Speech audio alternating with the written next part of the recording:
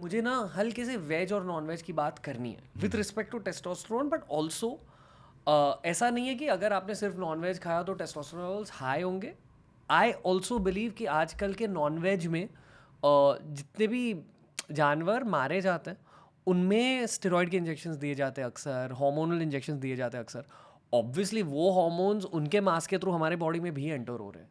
Does that play any role in affecting our hormonal profiles? So theoretically, yes, this is a concern worldwide, particularly India, जहाँ कभी कभी regulate करना मुश्किल होता है, एकदम पेरिफ्री में खास तौर से. जी. तो क्या जानवरों को दिया जा रहा है जिनका मीट आप कंज्यूम कर रहे हैं is not clear eight times. तो कुछ ना कुछ तो इफेक्ट होगा ही हमारे बॉडी पे. इस पूरे सवाल को 2 सेक्शंस में ब्रेक डाउन करते हैं, ठीक है? पहले आप ये बताइए कि अगर कोई इंसान प्योर वेज है, फिर दूसरा इंसान काफ़ी ज़्यादा नॉन वेज है कि हर दिन अंडे या चिकन फिश मटन खा रहा है, और तीसरा इंसान वो सॉर्ट ऑफ नॉन वेज है जो हफ्ते में 1-2 बार नॉन वेज खा रहा है.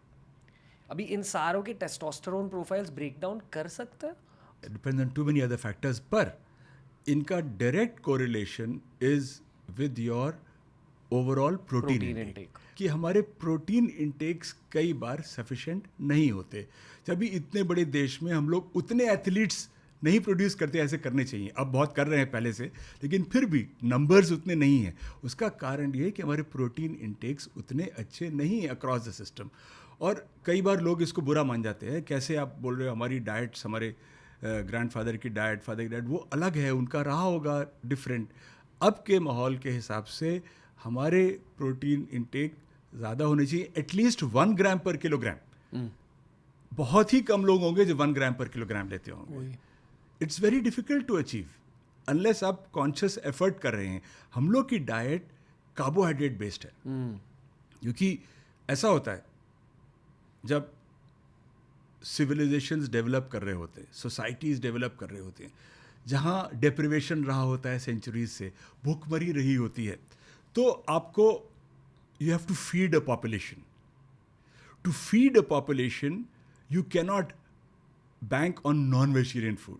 आपको ग्रेन चाहिए, सीरियल चाहिए, जिससे सबका स्टारवेशन ख़त्म हो, फेमीन नहीं हो. तो हम लोग के यहाँ जो इतने एफर्ट किया गया, इतने अच्छे से ग्रीन रेवोल्यूशन हुआ, सब कुछ हुआ, उससे जो ग्रेन, गेहूँ और चावल हमारा मेन ग्रेन हो गया, तो उससे हमारी स्टारवेशन तो बहुत कम हो गई. सबको कैलोरी मिलने लग गई सर्वाइवल के लिए, लेकिन उससे प्रोटीन नहीं मिलता. और हमारी डाइट्स जो हैं mainly carbohydrate based diets which were intended for survival. और अब आप बात कर रहे हो लॉन्जिविटी की, अब आप बात कर रहे हो टेस्टोस्टेरोन की, मसल मास की. तो अगर हमारा ऐसे ही प्योर लो प्रोटीन डाइट्स पर रहेगा तो कैसे फिर मसल डेवलपमेंट होगा और कैसे हम लोग वर्ल्ड कॉम्पिटिटिव एथलीट्स बनेंगे? It will be a challenge. So that is the main thing. पता है डॉक, मैंने बहुत सारे डॉक्टर से भी बात करी है शो पर, बहुत सारे डाइटिशियन से भी बात करी है शो पर. मैंने ये जाना है कि दोनों नॉन वेज और वेज डाइट्स के अलग अलग चैलेंजेस होते हैं.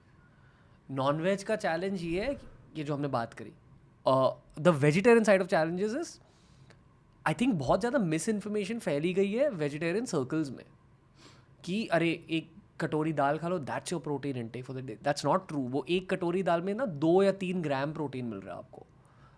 अगर आपने एक कटोरी पनीर खा ली, दैट्स एटलीस्ट से 10, 12, 13. सो ideally every vegetarian in our country should be having paneer, tofu वगैरह every day, या protein shakes I believe, but we can't change the diet of a whole country. देखिए, डाइट को चेंज करना सबसे बड़ा challenge होता है और उसके भी 2 पार्ट्स होते हैं. एक पार्ट तो होता है इकोनॉमिक्स. अगर हेल्थी प्रोटीन रिच फूड अगर वो महंगा है अनहेल्थी फ्राइज से और कोक पेप्सी से या जो भी कोला से, तो नेचुरली पॉपुलेशन ग्रेविटेट करेगी उसकी तरफ, क्योंकि economics is very important. Second is जो आदमी अपने परिवार में जो खाता है बचपने में, वैसे ही हमारा टेस्ट ट्यूटर हो जाता है. तो बहुत मुश्किल होता है. Behavioural change world wide for diets is incredibly hard. I mean, it is very, very difficult. Some people can do it. You know, the problem in this is that you will have one Instagram influencer, एक अपने पे experiment किया और सब champion हो गए, और अच्छा किया, हो सकता है मोटिवेटेड होते हैं, मेरे भी कई पेशेंट्स हैं ऐसे. लेकिन अगर मैं वो समूह देखूं पेशेंट्स का, उसमें से कितने ऐसा कर पाते हैं, वो बहुत ही कम होते हैं. तो हमको प्रैक्टिकल सॉल्यूशंस चाहिए. इसलिए vegetarian, non vegetarian is up to a person. लेकिन आपने जो पॉइंट कहा, ये बहुत वैलिड है, सबके सुनने वाला है, कि अगर आप वेजिटेरियन डाइट पे हैं तो आपको definitely there are only 2-3 major sources of protein in vegetarian diets. Number 1 is dairy. Dairy is the main source of protein in vegetarian diets. Then beans and legumes, which are not that great, but they are good. अब सिर्फ दाल को आप नहीं मान सकते उस तरह. Soybean लें, ख़ास तौर से अलग से अगर आप लेंगे तो उससे फ़ायदा होता है. नट्स भी अच्छा सोर्स होते हैं. नट्स अपने ये बादाम और अखरोट ख़ास तौर से, ये अच्छे सोर्स होते हैं प्रोटीन के. पर कितना खा सकते हैं आप उन्हें? एक मुट्ठी तो खाओगे बस. I am taking advantage of the fact कि मेरे सामने एक एंडोक्राइनोलॉजिस्ट बैठे हैं. तो ये बताओ सर कि अगर मैंने एज अ वेजिटेरियन हर दिन टोफू खाया या हर दिन सोया चंक खाया, क्या मेरा एस्ट्रोजन बढ़ेगा? वो एक इशू हो सकता है, but very minor, very minor, very minor. Would you say it's safe? It's absolutely safe. I mean there are populations जो खाते ही हैं, लाइक जापान वगैरह. या लेकिन देखिए, एक प्रिंसिपल होता है मेडिसिन में जी, और विशेषकर एंडोक्रिनोलॉजी में, किसी भी चीज़ का एक्सेस नहीं होना चाहिए. मैं एग्जांपल लेता हूँ. एक मेरे पेशेंट थे, उन वेजिटेरियन हो गए, वो पहले तो नॉन वेज थे, very fit, very very fit, मतलब कांट बी फिटर. तो उनको प्रोटीन, आई हैव डिसाइडेड कि मैं प्रोटीन अब मैं ये करूँगा. नेक्स्ट टाइम आए तो फॉस्फोरस इतना हाई. मैंने हुआ क्या? बोले डॉक कुछ गड़बड़ी. मैंने बताइए. वो सुबह से रात तक सिर्फ नट्स खा रहे थे, आमंड और walnut. So you have to balance it out. You have to. All the time he was eating that. He was still good, but his phosphorus and other things were all over the place. तो इसलिए मतलब हर चीज़ में balance रखना चाहिए. Tofu आप दोनों meals में खा सकते हैं, कोई प्रॉब्लम नहीं है. It's okay. मैं ये मानता हूँ कि प्रोटीन सोर्स पॉपुलेशन के लिए अगर हम ढूंढ रहे हैं, तो अगर आप एगेटेरियन है, इसको बोलते हैं vegetarian, that is the best possibility. अंडे खाना प्रैक्टिकल, ये प्रैक्टिकल. भारत के एक टॉप एंडोक्राइनोलॉजिस्ट कह रहे हैं. 100%. अगर आपको प्रोटीन मैल न्यूट्रिशन हमारे बच्चों से हटाना है, अगर आप चाहते हैं सबका प्रोटीन इंटेक एडिक्वेट हो, अच्छा हो, उनकी मसल्स बने, ग्रोथ हो, वेजिटेरियन और अगर एग्स लेने को तैयार हैं लोग, तो एग्स एक बहुत अच्छा सोर्स हो सकता है. अब कोई धार्मिक कारण से तो अलग बात है, you have to then compensate. अगर सबका अपना अपना बिलीफ होता है, फेथ, उस पर नहीं मैं कह रहा हूँ. लेकिन अगर वो नहीं है तो eggs are a good source of protein for our growing children specially. या एज अ पॉडकास्ट होस्ट मैं ये भी कहूँगा कि ऑलमोस्ट हर डॉक्टर ने सेम चीज़ कही है शो पर, और हर डाइटिशियन ने भी, कि साइंस है. व्हाट यू आर सेइंग कि एटलीस्ट अंडे खाने चाहिए. बिल्कुल खाने चाहिए इफ़ पॉसिबल. मतलब अगर if it's allowed by your family and faith, you should have eggs. अगर नहीं अलाउड है, अगर आप प्योर वेजिटेरियन हैं, तो आप फिर जो मैंने बताया, आप डेयरी लीजिए, और डेयरी के साथ आप ये टोफू या ये चीज़ें लीजिए. एक और भी तो कैटेगरी है, वो vegan. South Mumbai, south Delhi. I am not nothing against vegan diets. Again everyone's choice, जो चाहें लें. लेकिन प्रोटीन तो देखना पड़ेगा अलग से. अच्छा, कैल्शियम कहाँ से आएगा? सोया मिल्क में कैल्शियम डाल के लेना पड़ेगा. सोया मिल्क ले सकते हैं रेगुलर इंडियंस. मेजॉरिटी जो वीगन्स हैं वो सोया मिल्क बर्दाश्त, उनको अच्छा नहीं लगता. They don't like the taste. You have to add calcium. Almond milk लेंगे तो उसमें कुछ और ऐड.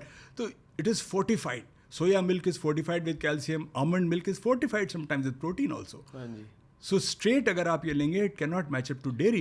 But dairy में issue ये होता है, कई लोगों को intolerance होती है, वो अलग बात है. तो would you say कि अगर कोई एकदम determined है कि मैं vegan बन के रहूँगा या रहूँगी, तो फिर शायद supplements लेना और भी ज़्यादा ज़रूरी बन जाता है. फिर मेरे ख्याल से बहुत चॉइस नहीं बचती, बहुत मुश्किल है. या तो सब फोर्टिफाइड खाना हो, जैसे विदेश में होता है कि सोया मिल्क में कैल्शियम मिला है उसमें, और आमंड मिल्क में प्रोटीन थोड़ा मिला हुआ है, वो सब मिला के करेंगे तब तो हो सकता है. बट स्ट्रेट वीगन आप हो जाएं तो थोड़ा मुश्किल होगा प्रोटीन को पहुंचाना वहाँ तक. देखो, यहाँ तो हम टेस्टोस्टेरोन की बातें कर रहे हैं, but as an endocrinologist I am sure आपको सब टाइप के हार्मोनल प्रॉब्लम्स मिलते हैं. Do you see a lot of vegans visiting you? आपने खुद ही बोल दिया उसका आंसर पहले. Where do I practice? South Delhi. Okay. So तो बट ये जो लोग वीगनिज्म फॉलो करते हैं एक दूसरे के, हर किसी की चॉइस खुद की है. I don't want to food shame anyone. I think food shame is the worst. बिल्कुल ही नहीं. हाँ. वीगन्स को भी फूड शेम ना करो, नॉन वेजिटेरियन को भी फूड शेम ना करो, each to their own. But ये बस बता दो कि वीगन्स के हार्मोनल प्रॉब्लम्स क्या होते हैं फिर. सो वीगन्स के डायरेक्ट हार्मोन प्रॉब्लम्स नहीं होंगे. अगर देखिए जो बहुत स्मार्ट वीगन्स हैं वो सारा कॉम्पनसेट करेंगे. It's not a cheap diet to be on. मेरी सलाह तो ये है कि अगर आप इतने डिटर्मिन्ड हैं तो डेफिनेटली एक न्यूट्रिशनिस्ट से बात कर लें एक बार, कि जिससे मेरे पूरे इंटेक सब बैलेंस्ड रहे, न्यूट्रिएंट्स बैलेंस्ड रहे.